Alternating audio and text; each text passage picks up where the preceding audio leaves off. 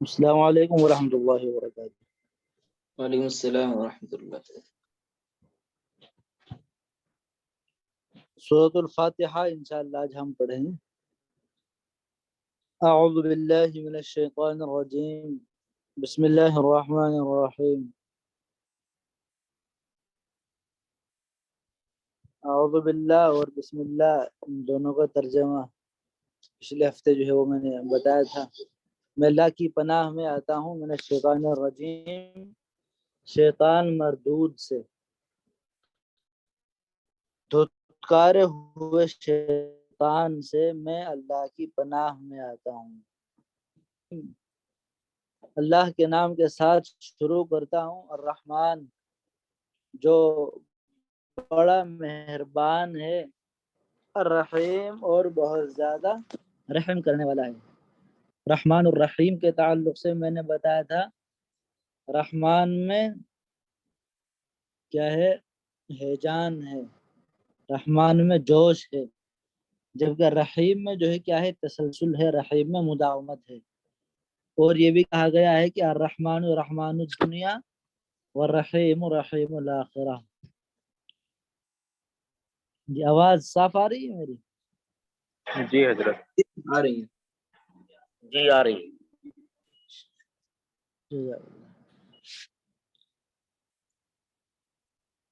جی تو بسم اللہ الرحمن الرحیم، اللہ کے نام کے ساتھ شروع کرتا ہوں جو کہ بڑا مہربان ہے اور نہایت رحم کرنے والا ہے۔ اس کے بعد سورہ فاتحہ شروع ہوتی ہے۔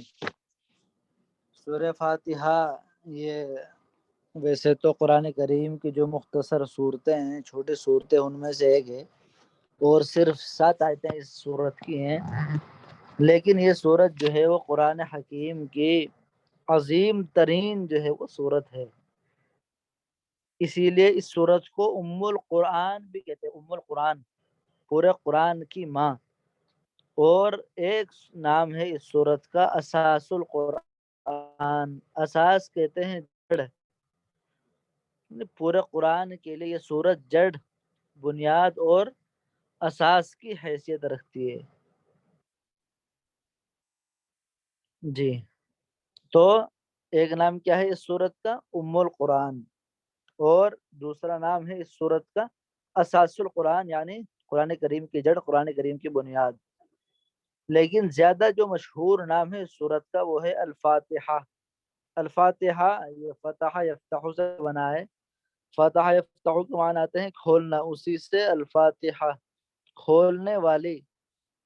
چونکہ قرآن کریم جو ہے وہ اسی صورت سے جو ہے وہ شروع ہوتا ہے، اسی لیے اس کو سورۃ الفاتحہ کہتے ہیں، دا اوپننگ سورہ آف دا قرآن۔ ایک نام ہے اس سورت کا الکافیہ، یعنی کفایت کرنے والی۔ ایک نام ہے اس سورت کا الشافیہ، یعنی شفا دینے والی۔ اور بہت سارے جو ہے وہ نام اس سورت کے جو ہے وہ گنوائے گئے ہیں، الکافیہ، الشافیہ، الفاتحہ۔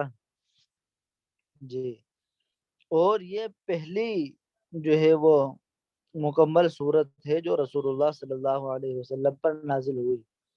سورہ فاتحہ سے پہلے اگرچہ اور بہت ساری آیات قرآن کریم کی نازل ہو چکی تھیں، لیکن کوئی بھی صورت مکمل نازل نہیں ہوئی۔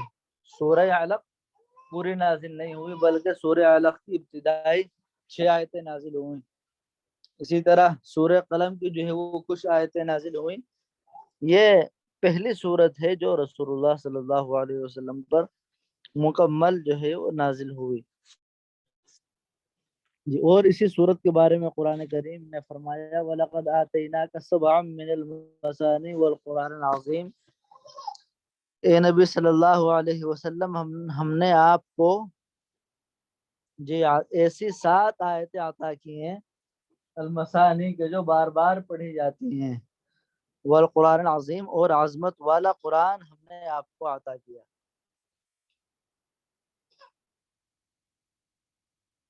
جی تو سورۃ الفاتحہ کی 7 آیتیں دوہرا کر پڑھی جاتی ہیں، نماز کی ہر رکعت میں پڑھی جاتی ہیں۔ جی اور خود جو ہے وہ حدیث شریف میں اس صورت کی عظمت کو بیان کیا گیا ہے کہ الحمدللہ رب العالمین ہی السبع المثانی والقرآن العظیم الذی اوتیتہ، کہ سورہ الحمدللہ رب العالمین ہی سبع مثانی اور قرآن عظیم ہے جو مجھے عطا ہوئی ہے۔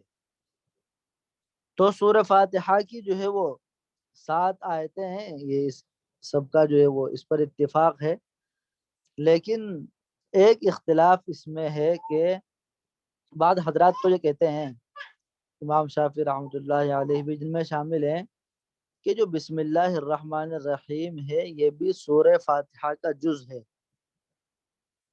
یہ جو بسم اللہ الرحمن الرحیم جو ہے وہ آپ لکھی ہوئی دیکھ رہے ہیں، یہ اوپر بھی بسم اللہ الرحمن الرحیم ہے، یہ سورہ فاتحہ کا جز ہے، یعنی بسم اللہ الرحمن الرحیم سے لے کر ولا الضالین یہاں تک جو ہے یہ ایک سورت ہے مکمل۔ تو اسی طرح اس کی 7 آیتیں بنتی ہیں، آپ دیکھیے بسم اللہ الرحمن الرحیم ایک آیت، الحمدللہ رب العالمین یہاں 2 ہو گئی، الرحمن الرحیم 3 ہو گئی، یہاں مالک یوم الدین پہ 4 ہو گئی، ایاک نعبد و ایاک نستعین 5 ہو گئی، اہدنا الصراط المستقیم 6 ہو گئی، صراط الذین انعمت علیہم غیر المغضوب علیہم ولا الضالین 7 ہو گئی۔ تو امام شافعی کے نزدیک سورہ جو وہ بسم اللہ الرحمن الرحیم ہے وہ کیا ہے؟ ہر سورت کا جز ہے، یعنی اسی کے ساتھ نازل ہوا ہے، وہ یہ فرماتے ہیں۔ جبکہ دوسرے ائمہ جن میں امام ابو حنیفہ رحمۃ اللہ علیہ ہیں، وہ کہتے ہیں کہ یہ بسم اللہ الرحمن الرحیم سورہ فاتحہ کے ساتھ نہیں ہے، سورہ فاتحہ کا جز نہیں ہے، بلکہ یہ بالکل الگ سے ہے، بالکل الگ چیز ہے۔ تو اسی لیے وہ جب کاؤنٹ کرتے ہیں جو ہے یہ آیتیں، اس کی کیا نام، اس سورت کی جب وہ آیتیں جو ہے وہ کاؤنٹ کرتے ہیں تو وہ بسم اللہ الرحمن الرحیم سے نہیں کرتے، بلکہ وہ کرتے ہیں یہاں سے الحمدللہ رب العالمین 1، الرحمن الرحیم 2، مالک یوم الدین 3، ایاک نعبد و ایاک نستعین 4، اہدنا الصراط المستقیم 5، صراط الذین انعمت علیہم 6۔ چھٹی آیت جو ہے یہاں مانتے ہیں، پھر آگے غیر المغضوب علیہم ولا الضالین 7 آتے ہیں۔ تو یہ ایک چھوٹا سا اختلاف ہے اس میں، کچھ 7 آیتیں جو ہے وہ بسم اللہ الرحمن الرحیم کو ملا کر مانتے ہیں امام شافعی رحمۃ اللہ علیہ، امام ابو حنیفہ فرماتے ہیں کہ بسم اللہ اس کا جز نہیں ہے، بلکہ وہ تو سورتوں کے درمیان ایسے ہی فصل کرنے کے لیے۔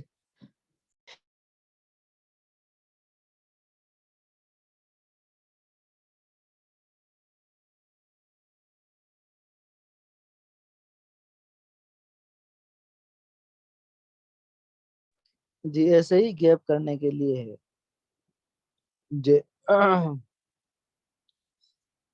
تو یہ سورت بہت ہی اہم سورت ہے، اور حدیث شریف میں آتا ہے کہ جو شخص سورہ فاتحہ نہیں پڑھتا ہے اس کی جو ہے وہ نماز ہی نہیں ہوتی ہے، اسی لیے الصلاۃ کہا گیا ہے سورہ فاتحہ کو حدیث میں، الصلاۃ یعنی نماز جو ہے، اصل نماز سورۃ الفاتحہ ہے، باقی سب اضافی وہ چیزیں ہیں، تسبیحات ہیں، رکوع اور سجدے ہیں جی۔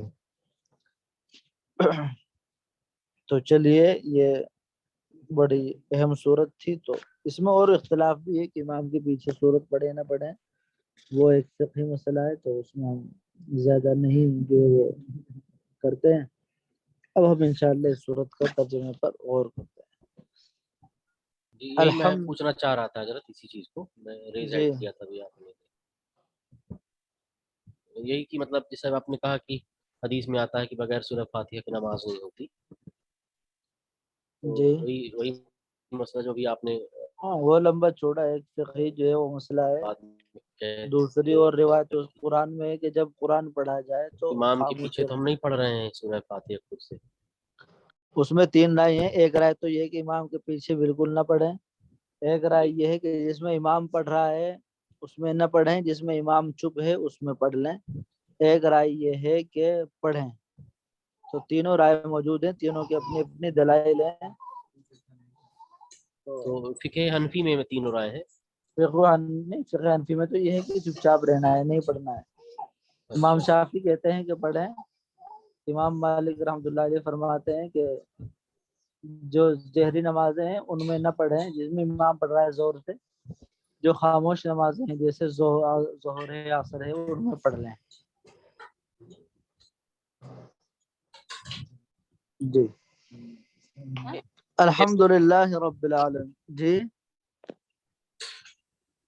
یہ جو سری نمازیں ہیں اس کہہ میں رہے صرف ہیں سورہ فاتحہ پڑھنا ہے یا سورہ ضم بھی کرنا؟ بھائی جو ہے جب امام کے پیچھے آپ پڑھیں گے، امام ابو حنیفہ رحمۃ اللہ علیہ فرماتے ہیں کہ آپ چپ چاپ کھڑے رہیں، کچھ نہ پڑھیں، جی چاہے نماز جہری ہو سری ہو، کوئی بھی نماز ہو. امام مالک ہیں یہاں. جی امام مالک فرماتے ہیں کہ جو جہری نمازیں ہیں نا ان میں تو آپ نہ پڑھیں، چپ رہیں. جو سری نمازیں ان میں پڑھ لیں. صرف سورہ فاتحہ، جی جی سورہ فاتحہ. ضم صورت نہیں لگانی نہیں. نہیں وہ دوسری صورت میں امام پڑھ رہا ہے نا. جب کسی بادشاہ کے یہاں فریاد لے کے جاتے ہیں تو سب لوگ نہیں بولتے، ایک بندہ ان کی طرف سے بول رہا ہوتا ہے، باقی سب لوگ چپ ہو کے سنتے ہیں. تو بہرحال دلیلیں ہیں سب کی، یہ تو فقہی اختلاف ہے لمبا چوڑا، اور کوئی ایسے اختلاف ہی نہیں ہے. جو رائے آپ کو صحیح لگے، آپ جو اس مسلک کو مانتے ہو حنفی ہیں تو اسی کے مطابق، اور شافعی ہیں تو اسی کے مطابق، مالکی ہیں تو اسی کے مطابق آپ عمل کرتے رہیں انشاءاللہ. الحمدللہ رب العالمین. حمد کہتے ہیں تعریف، ثنا شکر. الحمد تمام تعریفیں، کل حمد کل ثنا للہ اللہ کے لیے ہیں، رب العالمین کے جو تمام جہانوں کا رب ہے، تمام جہانوں کا پالنے والا ہے. یہ سورت جو ہے اس سورہ مبارکہ کے جو ہے وہ 3 حصے ہیں کہ جو کیے گئے ہیں. میری آواز ہلکی آ رہی ہے بھائی؟ ٹھیک ہے حضرت. تھوڑا دیر لگتی ہے بہن کو تھوڑی سی. جی جی تو اس سورہ فاتحہ کے 3 حصے ہیں، 3 حصوں میں اس سورہ فاتحہ کو تقسیم کیا گیا ہے. پہلی جو 3 آیتیں ہیں یہ اللہ کی حمد پر، اللہ کی ثنا، اللہ کی تعریف پر جو ہے وہ یہ مشتمل ہیں، یہ 3 آیتیں. جی اخیر کی جو ہے وہ جو 3 آیتیں ہیں وہ جو ہے اللہ تعالیٰ سے جو ہے ان میں دعا ہے کہ اللہ جو ہے وہ ہمیں ہدایت عطا فرما، کہ اللہ ہمیں جو ہے وہ سیدھا راستہ چلا اور ہماری جو ہے وہ رہنمائی فرما. ٹھیک ہے. جو بیچ کی جو آیت ہے، درمیان کی جو چوتھی آیت ہے، اس میں اللہ اور بندے کے درمیان جو ہے اس میں ایک وعدہ ہے، ایک عہد ہے، جو ہے وہ ایک کانٹریکٹ ہے، اللہ اور بندے کا ایک ہینڈ شیک ہے. جی تو یہ اس اعتبار سے اس صورت کی جو ہے وہ تقسیم کی گئی ہے. تقسیم آپ کو یاد رہے گی اگر تو انشاءاللہ پھر جو ہے جب آپ اس سورت مبارکہ کو پڑھ رہے ہوں گے تو اسی کیفیت کے ساتھ آپ پڑھ رہے ہوں گے. پہلی 3 آیتوں میں اللہ کی تعریف بیان فرما رہے ہوں گے، پھر اہدنا الصراط المستقیم ایاک نعبد و ایاک نستعین، اس آیت میں آپ اللہ سے عہد کر رہے ہوں گے، وعدہ کر رہے ہوں گے، معاہدہ کر رہے ہوں گے. پھر آگے والی جو آیت ہے، آگے جو ہے یہ دعائیہ ہے، اس میں جو آپ اللہ سے جو ہے وہ دعا مانگ رہے ہوں گے، اللہ سے جو ہے استغاثہ طلب کر رہے ہوں گے. جی الحمدللہ تمام تعریف اللہ کے لیے ہیں، رب العالمین جو کہ تمام جہانوں کا جو ہے وہ رب ہے. رب کہتے ہیں پالنے والا، پروردگار.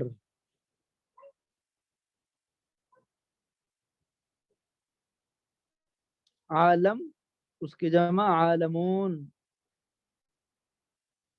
جی یہ دنیا جو ہے وہ مشرق سے مغرب تک ایک عالم ہے، اور ایسے ہی مفسرین فرماتے ہیں کہ ایسے ہی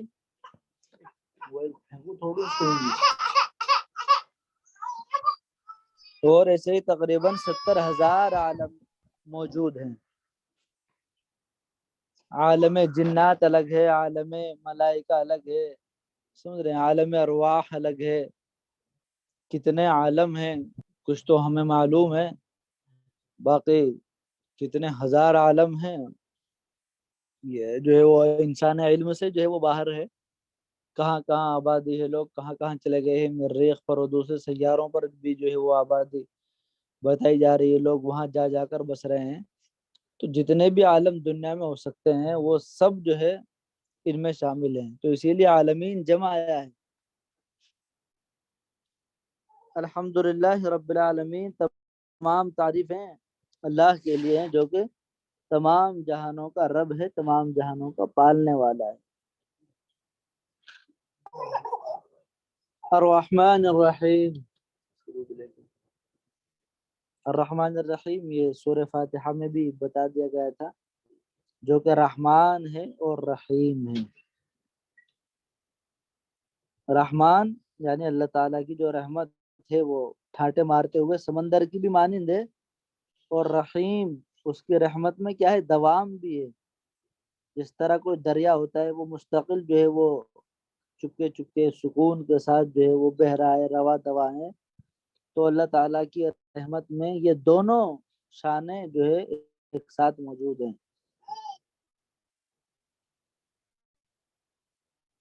مالک یوم الدین، مالک ہے وہ یوم الدین بدلے کے دن کا، مختار مطلق ہے قیامت کے دن کا، قیامت کے دن انسانوں کے اعمال کے مطابق وہاں فیصلے ہوں گے، وہاں کسی کی کوئی سفارش نہیں چلے گی، کسی کا کوئی زور نہیں چلے گا، کچھ دے دلا کر جو ہے وہ کوئی نہیں چھوٹ سکے گا۔ اس روز کہا جائے گا لمن الملک اليوم، آج کس کی بادشاہت ہے، للہ الواحد القہار، کہہ دیا جائے گا اسی اللہ کی کہ جو واحد ہے اور قہار ہے۔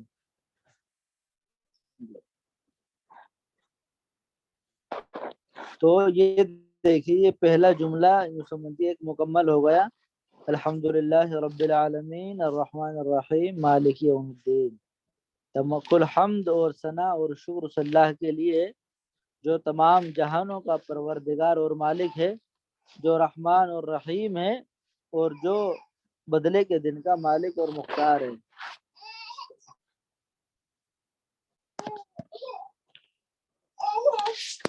جی اب یہ یہاں جو ہے ایاک نعبد و ایاک نستعین، یہ اس سورت کا دوسرا حصہ ہے، یہ صرف ایک آیت پر مشتمل ہے، اور اس سورت کی سمجھیے مرکزی آیت ہے یہ، ایاک نعبد و ایاک نستعین۔ ایاک یہ تو آپ کو پتہ ہی ہے، ضمیر جو ہے وہ منصوب منفصل ہے، ایاک آپ ہی کی، نعبد ہم عبادت کرتے ہیں، و ایاک اور آپ ہی سے، نستعین ہم مدد مانگتے ہیں۔ ایاک نعبد آپ ہی کی ہم عبادت کرتے ہیں، اور چونکہ یہ مضارع ہے، مضارع میں حال استقبال دونوں ترجمے ہوتے ہیں، ایاک نعبد و ایاک نستعین، آپ ہی کی ہم عبادت کرتے ہیں اور کریں گے، و ایاک نستعین آپ ہی سے ہم مدد مانگتے ہیں اور مانگیں گے۔ دیکھیے گرامیٹیکلی جو ہے ہونا چاہیے تھا یہ نعبد ایاک، مفعول جو ہے وہ بعد میں آتا ہے، فعل اور فاعل جو ہے وہ پہلے آتے ہیں، لیکن یہاں مفعول جو ہے وہ پہلے آیا ہے، مفعول کو مقدم لانے کی وجہ یہ ہے کہ یہ تاکیداً لایا گیا ہے، نعبد جی ایاک آپ ہی کی، یعنی ہر چیز کی یہاں نفی کی جا رہی ہے، ایاک نعبد آپ ہی کی ہم عبادت کرتے ہیں اور کریں گے، و ایاک نستعین آپ ہی سے ہم مدد مانگتے ہیں اور مانگیں گے۔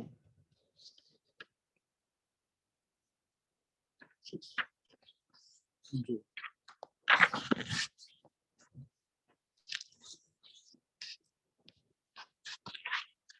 تو یہ دیکھیں یہ بڑا جو ہے وہ اہم جملہ ہے، ایاک نعبد و ایاک نستعین، جب بھی جو ہے آپ یا اس آیت کو پڑھیں، اس آیت پر پہنچیں، تو ایک خاص کیفیت جو ہے وہ طاری ہونی چاہیے کہ اللہ میں تیری بندگی کا وعدہ تو کر رہا ہوں، میں نے ارادہ کر لیا ہے کہ ایاک نعبد تیری ہی عبادت کروں گا، تیرے ہی بندہ بن کر جو ہے وہ زندگی گزاروں گا، میں اس بات کا جو ہے وہ اقرار کر رہا ہوں، لیکن یا اللہ میں تیری مدد کا محتاج ہوں، اگر تیری توفیق ہوگی، تیرا فضل ہوگا، تیرا تعاون ہوگا تو میرے لیے آسان ہو جائے گا، میں اس وعدے کو پورا کر سکوں گا، ورنہ اللہ میں بڑا جو ہے وہ کمزور ہوں، اس وعدے کو جو ہے وہ میں پورا نہیں کر پاؤں گا۔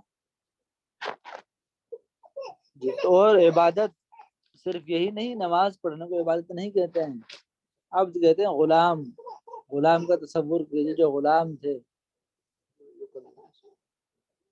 عرب میں، جو غلام ہوتا تھا آقا جب چاہے اس کو ذبح کر دے، جو چاہے اس سے کام لے، غلام کی مجال نہیں تھی کہ وہ جو ہے وہ چوں چراں بھی کرے۔ تو اب عبادت بھی یہی ہے کہ بندہ اللہ کے ہر حکم کے سامنے جو ہے وہ سرنڈر کر دے، اللہ کے ہر حکم پر جو ہے وہ عمل کرے، وہ چون چرانا کرے کہ یہ حکم کیوں ہے، یہ کیوں نہیں ہے، یہ تو بڑا مشکل ہے، یہ بڑا آسان ہے۔ اللہ کا جو بھی حکم ہو اس کے سامنے فوراً سرنڈر کر دے، یہ ہے عبدیت۔ عبدیت یہ نہیں اللہ کا ایک حکم مانا دوسرا حکم نہیں مانا، اس کو غلام نہیں کہتے ہیں۔ آپ نوکر رکھیں، وہ ایک کام تو آپ کا بہت اچھی ایمانداری سے کرتا ہے، دوسرا کام نہیں کرتا ہے، دوسری بات نہیں مانتا ہے، تو آپ اس کو نہیں رکھیں گے، آپ اس کو نکال دیں گے، ایک کام کرتا ہے دوسرا کام کے لیے منع کر دیتا ہے۔ تو عبد وہ ہے کہ جو سارے احکام میں اللہ کی مانے۔ تو ایاک نعبد، آپ ہی کی ہم عبادت کرتے ہیں اور کریں گے، وایاک نستعین، آپ ہی سے ہم مدد مانگتے ہیں اور مانگیں گے۔ جی، یہ ایا جو ورڈ ہے اس کا لفظی جی، معنی کیا ہے؟ ایا کا لفظی معنی ایاک، آپ ہی کا، آپ ہی کا، نہیں، آپ ہی کا تو الگ ہو گیا۔ جی، ایا فور، جی، یاہو اس کے لیے، یاہما ان دونوں کے لیے، یا کے معنی آتے ہیں اس کا۔ صرف کیا مانیں گے بھائی حضرت؟ جی جی، کلمہ حصر ہے یہ صرف، باقی جو ضمیریں ہیں ہو، ہما، ہم، وہ جٹ جائیں گے، تو صرف اس کا، صرف تم دونوں کا، صرف میرا، صرف ہمارا، ایاہو، ایاہما، ایاہم، ایاہا، ایاہما، ایاہن۔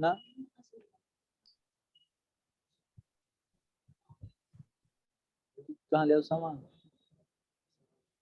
کہاں سے؟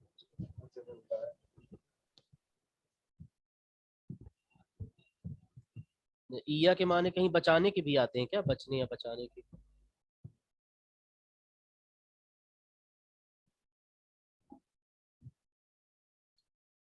ہیلو، جی ایا کے معنی کہیں بچنے یا بچانے کے بھی آتے ہیں کیا؟ جی، ایا کا وہ استعمال ہوتا ہے کہ ایا کا موضع، تو ہم اس طرح کچھ الفاظ ہیں کہ تہمت کی جو جگہ سے ہیں، تہمتوں کی جو جگہ ہیں ان سے بچو، جی جی ایا کا والنفاق، جی، یہ خبردار کرنے کے لیے، متنبہ کرنے کے لیے وہ بھی آتا ہے۔ مطلب یہ کئی معنوں میں استعمال ہوتا ہے نا؟ جی جی جی، جی، ویسے عام طور پہ کیا ہے، ضمیر منصوب منفصل کہلاتی ہے، ضمیریں ہوتی ہیں کئی طرح کی، ضمیر نہیں، مرفوع متصل ضمیر تو ہوتی کا ہو گئی، کا کو اگر ہم نہ جوڑیں، کا کو الگ رکھیں، صرف ایا کی بات کریں، ہے۔ جی جی تب کی بات کر رہا ہوں میں۔ جی جی جی، کسی کو بچنے بچانے کے لیے جب استعمال ہوگا تو ہم کسی جو ہمارے سامنے حاضر ہے تو پورا ہی ہم کہیں گے یا کا، آپ کو چاہیے، یا کا والنفاق، آپ کو چاہیے کہ منافقت سے بچیں، تو وہ ضمیر بھی اس کے ساتھ استعمال ہوگی۔ اگر ہمیں چاہیے، اسے چاہیے کہ وہ نفاق سے بچے، تو ہو لگا دیں اس کے ساتھ، یا ہو۔ پھر اس کے آگے واو لگانا پڑتا ہے حضرت؟ جی جی جی، والنفاق، جو بھی چیز ہوگی، والنفاق والخیانہ، جی، والشرک والکفر والمعاصی، واو لگائیں گے اس کے آگے۔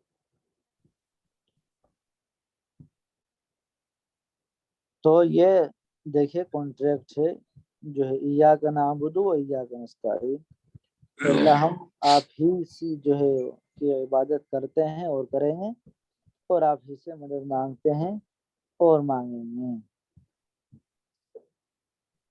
اہدنا الصراط المستقیم. اب یہ اس صورت کا جو ہے وہ آخری حصہ ہے جو 3 آیات پر مشتمل ہے، اور یہ بھی جو ہے وہ پورا ایک ہی جملہ بنتا ہے. اہدنا الصراط المستقیم، اے اللہ ہمیں سیدھا راستہ دکھائیے. یہ بھی ایاک نستعین ہی کی تشریح ہے. جو آخری 3 آیتوں میں ہمیں اللہ سے کیا مدد چاہیے؟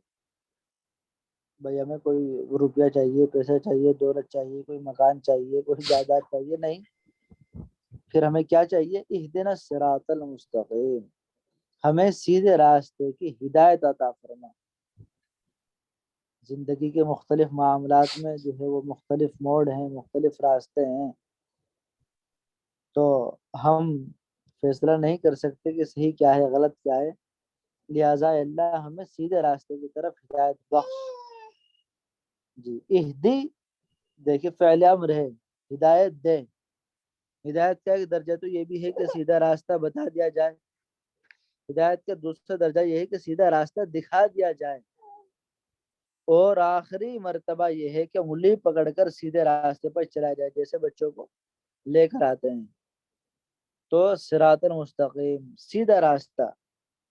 تو سیدھے راستے کی جو ہدایت کی دعا میں یہ سارے مفہوم شامل ہوں گے کہ اللہ ہمیں سیدھا راستہ دکھا دے. سیدھے راستے کے لیے ہمارے دلوں کو، ہمارے سینوں کو کھول دے. جی تو اہدنا ہمیں دکھا، ہمارے رہنما فرما الصراط المستقیم، سیدھے راستے کی، صراط مستقیم کی. اب صراط مستقیم کون سا ہے؟ یہ بھی جو ہے وہ خود قرآن نے واضح کر دیا. صراط الذین انعمت علیہم، راستہ ان لوگوں کا، انعمت علیہم تو نے جن پر انعام کیا. اور القرآن یفسر بعضہ بعضا، یہ قرآن کا جو ہے وہ اصول ہے کہ قرآن اپنے جو ہے وہ ایک حصے کی جو ہے وہ دوسرے حصے کی کیا ہے، قرآن کا ایک حصہ دوسرے حصے کی تفسیر جو ہے وہ بیان کرتا ہے.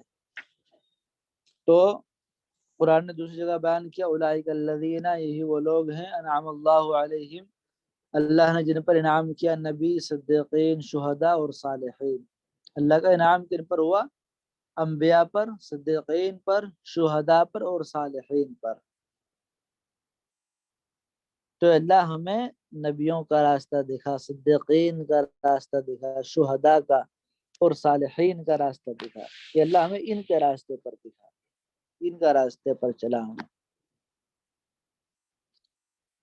غیر المغضوب علیہم ولا الضالین، غیر کہتے ہیں سوا، علاوہ، علاوہ ان لوگوں کے، المغضوب علیہم جن پر تیرا غضب نازل ہوا. مغضوب جن پر غصہ کیا گیا، علیہم جن پر تیرا غضب نازل ہوا، ولا الضالین اور نہ وہ لوگ کہ جو گمراہ ہیں. ضل یضل بھٹک جانا، گمراہ ہو جانا، کہ جو جذبات میں آ کر بھٹک گئے، جنہوں نے غلط راستے اختیار کر لیا، ان کا راستہ نہیں. جن پر اللہ تو غصہ ہوا، جن پر تیرا غضب نازل ہوا، نہ ان کا راستہ. اور جو سیدھے راستے سے بھٹک گئے، جو گمراہ ہو گئے، اللہ نہ ان کا راستہ ہمیں دکھا. تو المغضوب علیہم کی سب سے بڑی مثال یہود ہیں. اللہ کی کتاب ان کے پاس تھی، شریعت موجود تھی، لیکن تکبر کی وجہ سے، اپنے جو نفس کی شرارت کی وجہ سے وہ غلط راستے پر چل پڑے. کیونکہ ضالین کی مثال نصارہ ہے، انہوں نے حضرت عیسیٰ علیہ السلام کے بارے میں جو ہے وہ غلو کیا، حد سے زیادہ بڑھا دیا، ان کو جو ہے ابدیت کے مقام سے الہیت کے مقام پر فائز کر دیا. آپ نے دیکھا ہوگا ہمارے یہاں بھی بہت سارے جو ہے وہ نعت گو شعرا ہے، سمجھ رہے ہیں، آپ صلی اللہ علیہ وسلم کی شان بیان کرتے ہیں، تو بہت سی مرتبہ ایسی مبالغہ آرائی کرتے ہیں کہ اللہ سے بھی اوپر لے جاتے ہیں. جی تو حضرت جو عیسائی نصارہ نے بھی جو ہے وہ غلو سے کام لیتے ہوئے حضرت عیسیٰ کو خدا کا بیٹا بنا دیا.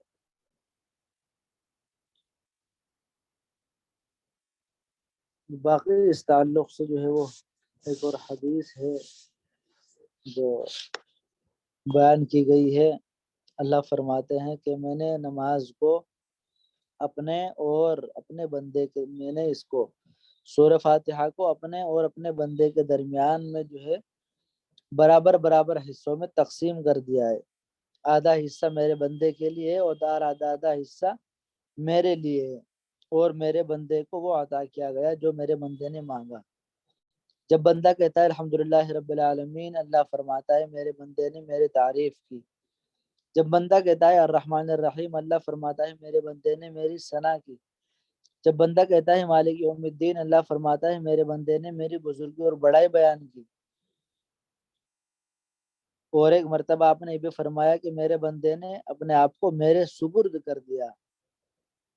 تو یہاں تک کا جو پہلا حصہ یہ سارا کا سارا اللہ کے لیے. پھر جب بندہ کہتا ہے ایاک نعبد و ایاک نستعین، اللہ فرماتا ہے یہ حصہ میرے اور میرے بندے کے درمیان میں مشترک ہے، اور میں نے اپنے بندے کو بخشا جو اس نے مانگا. پھر جب بندہ کہتا ہے اہدنا الصراط المستقیم صراط الذین انعمت علیہم غیر المغضوب علیہم ولا الضالین، اللہ فرماتا ہے کہ یہ حصہ سارا کا سارا میرے بندے کے لیے ہے، اور میرے بندے نے جو کچھ مجھ سے طلب کیا وہ میں نے اسے بخشا. تو دیکھیے جب ہم سورہ فاتحہ پڑھ رہے ہوتے ہیں، یوں سمجھیے جو ہے اللہ تعالیٰ کی طرف سے جواب آ رہا ہوتا ہے. الحمدللہ رب العالمین جب ہم کہہ رہے ہوتے ہیں، اللہ فرماتے ہیں دیکھیے میرا بندہ میری تعریف کر رہا ہے. الرحمن الرحیم، یہ دیکھیے میرا بندہ میری ثنا بیان کر رہا ہے. مالک یوم الدین، یہ دیکھیے میرا بندہ مجھے مالک مان رہا ہے، مجھے آقا مان رہا ہے، مجھے اپنا حاکم مان رہا ہے. سمجھ رہے ہیں؟ اور ہم ہوتے ہیں کہ نماز میں بس پتہ ہی نہیں کہاں ہوتے ہیں. سمجھ رہے ہیں؟ ہم کہہ رہے ہوتے ہیں زبان سے، لیکن ہم ہوتے ہی نہیں موجود. اللہ موجود. اللہ کہہ رہے کہ بندے تو مجھ سے مانگ رہا ہے، بندہ تو مجھ سے مخاطب ہے، لیکن بندہ مخاطب تو ہے اللہ سے، لیکن دل میں وہ کہیں اور مخاطب ہے. دل میں وہ دکان کا حساب کر رہا ہے یا کچھ اور چیز اس کے دل میں چل رہی ہے. تو یہ ساری چیزیں جب آپ کے ذہن میں ہوں گی انشاءاللہ آپ نماز میں بھی آئیں گے. تو جب آپ الحمدللہ رب العالمین کہہ رہے ہیں تو یہ سمجھیے اللہ جواب دے رہے ہیں. تو اس جذبے کے ساتھ آپ کہیے الحمدللہ رب العالمین، یا اللہ تمام تعریفیں تیرے لیے ہیں. اللہ فرماتے ہیں کہ میرا بندہ دیکھیں میری تعریف کر رہا ہے. چلیے اور کچھ اس صورت کی کچھ چیزیں باقی ہیں وہ انشاءاللہ کل بتا دوں گا. السلام علیکم ورحمۃ اللہ وبرکاتہ.